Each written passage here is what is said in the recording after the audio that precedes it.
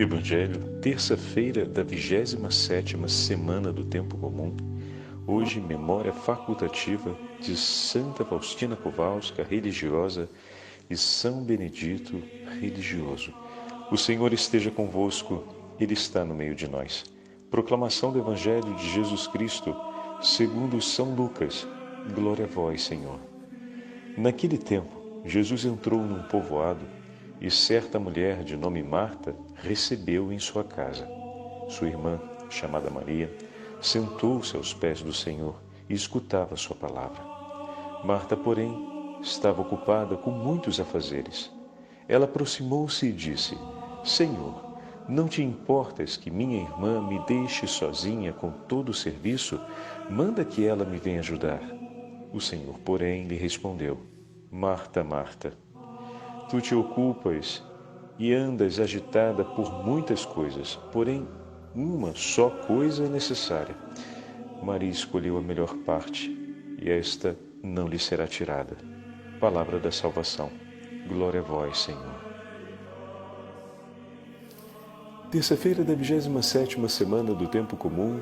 Hoje, memória facultativa de Santa Faustina Kowalska, religiosa, e São Benedito, o negro, religioso. Em nome do Pai, do Filho e do Espírito Santo. Amém.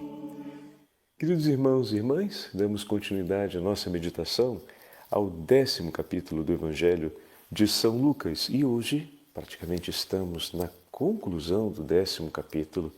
O 11º capítulo será a entrega solene da oração do Pai Nosso, como vamos acompanhar daqui a pouco. Mas hoje, antes desse solene momento da entrega do Pai Nosso, o Senhor, durante a viagem, entra num povoado, na casa de Marta e Maria. Marta, Maria e Lázaro são 3 irmãos que aparecerão por diversas vezes ao longo da narrativa dos Evangelhos. Uma família que se torna muito próxima do Senhor e que acolhe o Senhor em alguns momentos durante o anúncio da Boa Nova do Reino, durante a sua missão messiânica. Então aqui nós já temos uma característica que merece ser colocada em destaque diante de nós. Qual, Padre? A casa de Marta e Maria e Lázaro é uma casa que se abre para acolher Jesus sempre no tempo oportuno e inoportuno. O que isso significa, Padre? Significa que eles estão sempre prontos a tê-lo junto de si.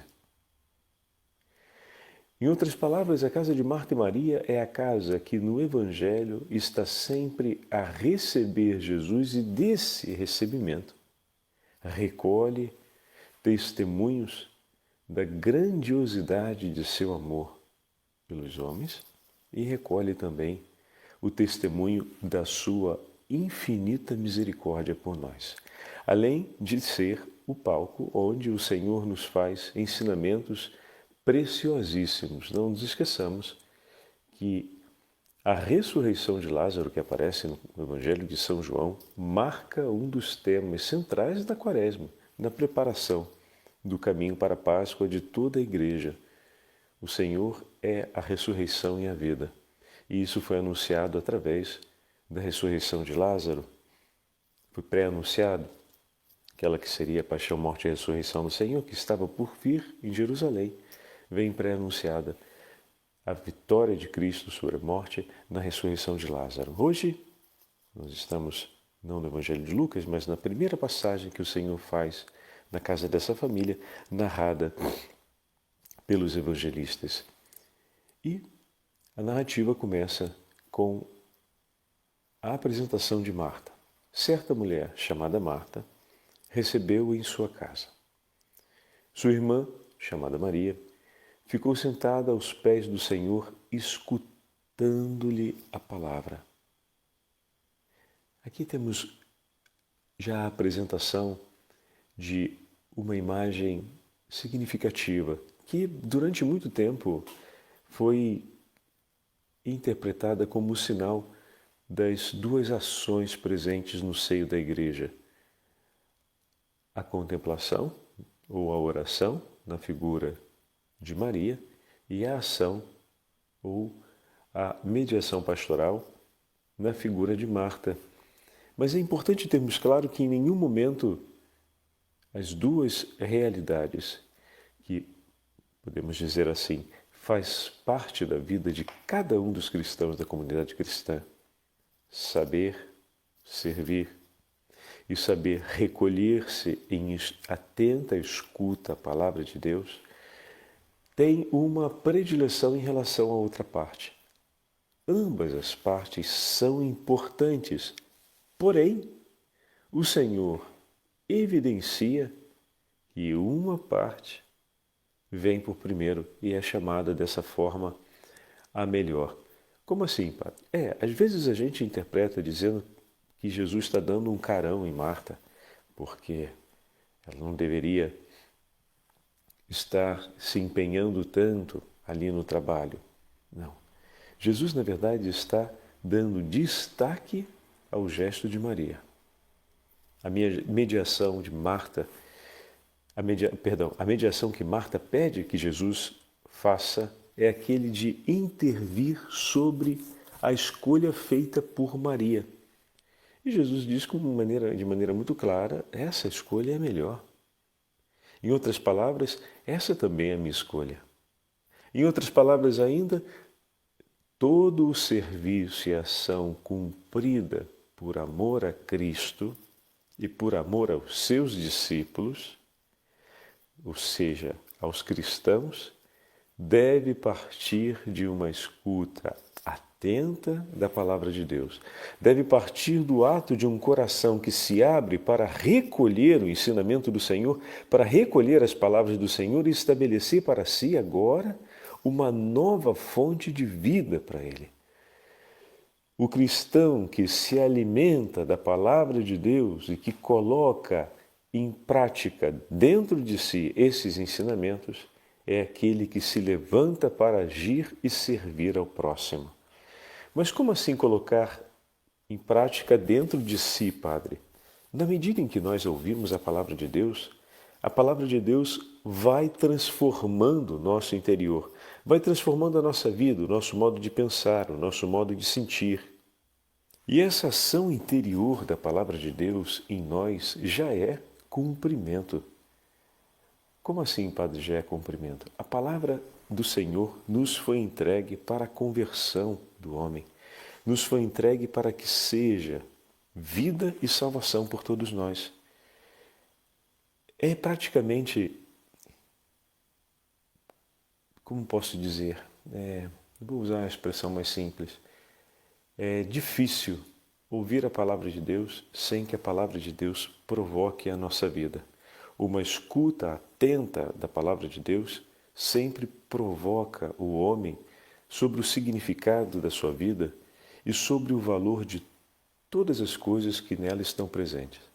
Como falamos com muita frequência, quando ouvimos a palavra de Deus, o Senhor nos conduz por meio do Espírito Santo a termos a sua palavra, a termos Cristo como centro da nossa história. E dessa forma, sendo o Senhor o centro da nossa história, da nossa vida, tudo se transforma em Cristo. Então, é interessante que o pedido de Marta é um pedido que fala a respeito de alguém que ainda não compreendeu isso. Como se a palavra de Deus fosse um instrumento em favor de si próprio. Mas como assim, Padre? Quando Marta pede que Jesus fale para Maria, era para a palavra do Senhor agora ser uma palavra de satisfação ao anseio do homem. E não mais uma palavra de orientação na direção de Deus. E o Senhor fala com Marta, responde a Marta e orienta Marta na direção que Ele quer. E de maneira muito delicada, o Senhor afirma que Maria já está na direção que Ele quer. Agora é a hora de Marta juntar-se a ela na direção que Ele quer. Marta tentou intervir de maneira a exigir que a palavra de Deus cumprisse algo em seu favor e, na verdade, o que a palavra de Deus cumpriu, ou seja, o que a palavra de Cristo cumpriu, foi direcioná-la em seu favor, em favor da palavra, levando-a a estar no mesmo lugar de Maria. Em nenhum momento o Senhor vai diminuir o valor do serviço, mas vai exaltar que é chegada a hora de Marta também dar o tempo que é devido a Deus. E na minha e na sua vida, nós já entendemos isso? Temos o cuidado de dar esse tempo devido a Deus cotidianamente? Olha que maravilha, o tempo que nós temos para meditação cotidiana é um tempo que talvez alguns anos atrás não fosse separado para ser tempo de transformação na minha história, para ser um tempo consagrado a Deus, tempo consagrado à escuta do Senhor. Meu irmão e minha irmã, sem ouvirmos o Senhor, dificilmente saberemos perceber o caminho a percorrer ao longo do nosso dia. É bem verdade que o Senhor nos conduz, até mesmo quando estamos com, digamos assim, os olhos vendados. Mas a partir do momento que ouvimos a palavra de Deus, os nossos olhos se abrem e ela, que é luz para os nossos passos, guia-nos através do itinerário daquele dia, segundo a vontade de Deus. Através da escuta atenta da palavra de Deus, conseguimos ser mais complacentes, mais misericordiosos. Conseguimos acolher com maior serenidade as contrariedades da vida. Conseguimos afirmar um significado e redescobrir o valor de cada gesto, de cada ato possível de ser cumprido por nós, até mesmo nas situações mais difíceis. Por meio da palavra de Deus, nós reencontramos a inspiração que nos leva a viver e a entregar a nossa vida por amor do nosso irmão e por amor a Deus. Hoje a igreja celebra a memória de dois grandes santos, que de muitos modos e maneiras serviram com amor e misericórdia suas comunidades religiosas. Santa Faustina, apóstola da Divina Misericórdia, que nos trouxe como mística dos nossos tempos, mais uma vez o anúncio do coração misericordioso do Senhor, de onde jorra um rio de água viva, um rio de misericórdia para a salvação do mundo. E na vida comunitária, dentro, ela que era uma consagrada religiosa, de muitas formas, Faustina consagrava o seu dia a cuidar e a orientar-se em favor de suas irmãs e em favor das almas que o Senhor lhe confiava em oração. E cumpriu um grande apostolado, como ela mesma dizia, como secretária da Divina Misericórdia, ou do coração misericordioso de Jesus. Que maravilha! E que secretariado bendito! Ela que, em obediência à voz do seu diretor espiritual, começa a escrever um diário, e nesse diário vão se recolhendo todos os episódios que nos traz a belíssima revelação a respeito da Divina Misericórdia em nosso tempo. Do outro lado, temos São Benedito no 1500, nascido na Sicília, filho provavelmente de escravos negros libertos, e que entra para a vida conventual, para a vida religiosa, dos franciscanos, e ocupa as posições e os cargos, as funções e os serviços mais simples de sua comunidade. E geralmente o mais simples era aquele de ocupar-se da cozinha e dos afazeres, do cuidado coletivo da comunidade.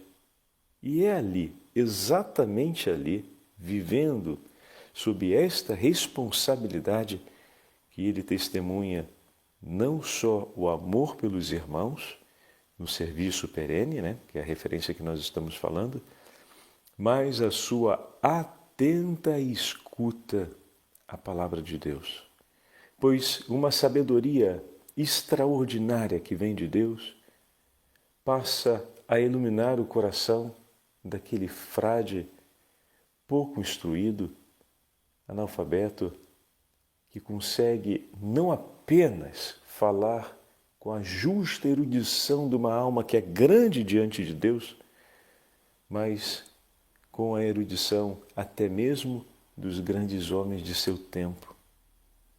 E fala sempre para exaltar duas coisas: a bondade misericordiosa de Deus para conosco e a alegria de ter Cristo consigo, ou seja, de estar na sua companhia. Olha que maravilha, meus irmãos. Olha as duas realidades aqui, tanto em um quanto o outro, de Marta e Maria. Por ser homem e mulher entregues ao ouvir a palavra de Deus e a ter essa obra da palavra acontecendo dentro de si, se tornam uma verdadeira oferta de amor e de misericórdia por seus irmãos. Um verdadeiro testemunho da potência de Deus por seus irmãos. Nas coisas mais simples e cotidianas, corriqueiras. Não foram santos de grandes missões e apostolados, né? Sempre nos impressiona muito quando ouvimos a história de um São Boaventura, a história de São Bernardo de Claraval, a história de São Tomás de Aquino, que por diversas vezes tiveram que se deslocar do lugar onde residiam para cumprir tantos ofícios e afazeres por suas congregações e também pelas necessidades da igreja, a pedido dos bispos e do Santo Padre, e foram abundantes em obras de misericórdia, em cuidados apostólicos e pastorais, mas esses dois santos de hoje viveram a cotidianeidade da vida religiosa no lugarzinho simples onde o Senhor os levou a estar, que era dentro daquela comunidade, um na Polônia,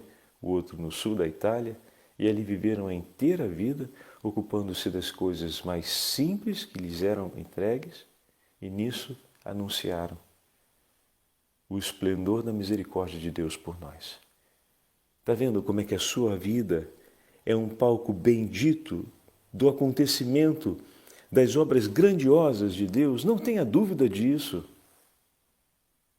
Às vezes, olhamos com certa trivialidade a nossa vida como se não fosse capaz de dizer muita coisa, nem mesmo a nós, quanto mais aos outros. Não pensa assim, meu irmão, porque uma vida que se torna cheia de Deus, por ser uma vida de escuta a Deus, se torna uma vida grandiosa e um sinal de vida para muitos. Tenha certeza disso. E o nosso Senhor nos conduz, através de Sua palavra, ao longo da nossa estrada, de maneira que nós possamos anunciar a boa nova do seu Evangelho. Como assim, Padre? Veja a conclusão do texto de hoje. Marta e Maria se tornam anunciadoras da boa nova do Senhor. Todas as duas tomam parte nesse anúncio bendito do Evangelho, que é alimento para a alma e, ao mesmo tempo, luz para os nossos passos. A parte de Maria não lhe será tirada, e a parte de Marta será completamente transformada a partir do momento que ela se coloque ao lado de Maria, para ouvir e acolher a palavra de Deus. Fantástico, fantástico. E assim o Senhor quer cada um de seus filhos no seio da igreja, vivendo essa mesma experiência que aquela simples família viveu na região de Betânia. Hoje nós não ouvimos a referência geográfica da cidade, apenas povoado, assim se refere Lucas, mas no Evangelho de São João nós temos a referência de tratar-se da cidade de Betânia. Para completarmos a nossa meditação de hoje, eu gostaria de trazer para vocês um trechinho a respeito da regra de São Francisco de Assis, a regra não bulada de São Francisco de Assis. É o texto que está na Liturgia das Horas que nos fala a respeito de São Benedito. Mas por que esse texto foi escolhido, Padre? Porque esse texto é o texto mais emblemático para descrever o coração desse santo religioso. E não foi sacerdote, foi sempre irmão consagrado. Mas viveu de maneira exemplar a simplicidade, a humildade e a obediência, as três virtudes que sempre marcaram o coração do seu pai seráfico, São Francisco de Assis.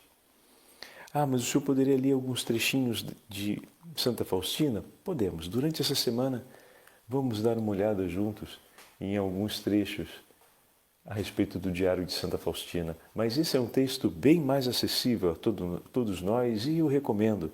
Quem tiver a oportunidade de ler essa obra, não deixe de fazer.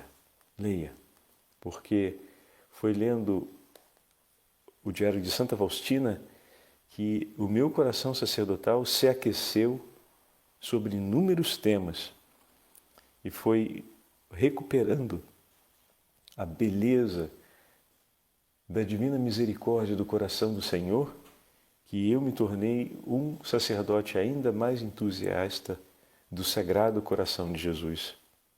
A devoção ao Sagrado Coração de Jesus se acendeu intensamente na minha vida depois de ter lido a obra do Diário de Santa Faustina. Então, recomendo a todos vocês, a gente, no tesouro que a Igreja nos dá, os tesouros se interrelacionam.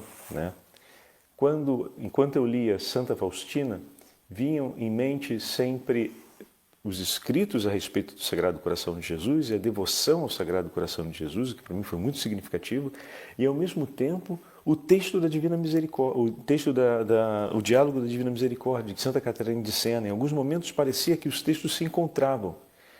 E isso também me levou para junto de Santa Catarina e me abriu de novo o desejo de reler e de meditar mais intensamente a respeito do Diálogo da Divina Providência, obra de Santa Catarina de Sena, tão conhecida, e que nem todos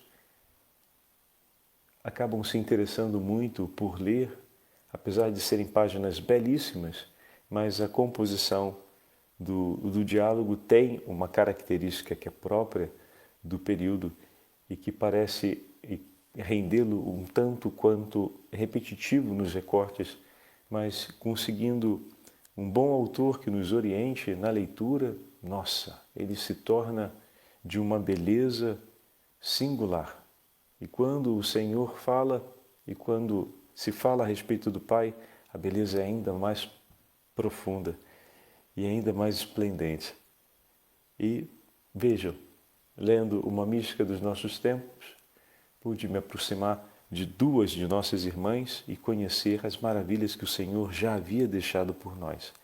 Então recomendo vivamente a leitura do diálogo do Diário de Santa Faustina e agora partilho com vocês esse trechinho a respeito da regra não bulada de São Francisco de Assis, que retrata para nós aqueles valores presentes no coração de São Benedito, tão forte na experiência religiosa do nosso povo brasileiro. Com quanto carinho nosso povo brasileiro recorda São Benedito e reza e intercede a São Benedito em inúmeras causas, mas sobretudo em favor da providência de Deus, para que não falte o alimento e os cuidados necessários para o pão de cada dia de nossa casa. Os irmãos que forem capazes de trabalhar, trabalhem e exerçam a profissão que aprenderam, enquanto não prejudicar o bem de sua alma e eles puderem exercê-la honestamente. Porquanto diz o profeta, viverás do trabalho de tuas mãos, serás feliz e terás bem-estar. E o apóstolo diz ainda, quem não quer trabalhar, não coma. Cada qual permaneça naquele ofício e cargo para o qual foi chamado. E como retribuição pelo trabalho, podem aceitar todas as coisas de que precisam, exceto o dinheiro. E se for necessário, podem pedir esmolas como outros pobres, e podem ter as ferramentas necessárias ao seu ofício. Todos os irmãos se esforcem seriamente em praticar boas obras, pois está escrito: vê se estais sempre empenhado em praticar alguma boa obra, para que o diabo te encontre ocupado toda vez que vier ao seu encontro. E ainda, a ociosidade é inimiga da alma. Por isso, os servos de Deus devem estar sempre entregues à oração ou a qualquer boa obra que venha inspirado a partir dela. Cuidem os irmãos onde quer que estejam, nos eremitérios ou em outros lugares, de não apropriar-se de qualquer lugar nem disputá-lo a outrem. E todo aquele que deles se acercar, seja amigo ou adversário, ladrão ou bandido, recebam-no com bondade. E onde quer que estejam os irmãos, e sempre que se encontrarem em algum lugar, devem respeitar-se e honrar-se espiritual e diligentemente uns aos outros, sem murmuração. E guardem-se os irmãos de se mostrarem em seu interior como tristes e sombrios hipócritas, mas antes comportem-se como gente que se alegra no Senhor, satisfeitos e amáveis como convém àqueles que amam a Deus. Então, com palavras tão simples, nosso irmão São Francisco de Assis, o santo seráfico, o pai seráfico, exorta seus filhos a caminharem no serviço ao próximo e na atenta escuta da vida de oração. O Senhor esteja convosco, Ele está no meio de nós. Pela intercessão de Santa Faustina Kowalska e de São Benedito, e da Beatíssima Virgem Maria, abençoe-vos o Deus Todo-Poderoso, Pai, Filho e Espírito Santo. Amém.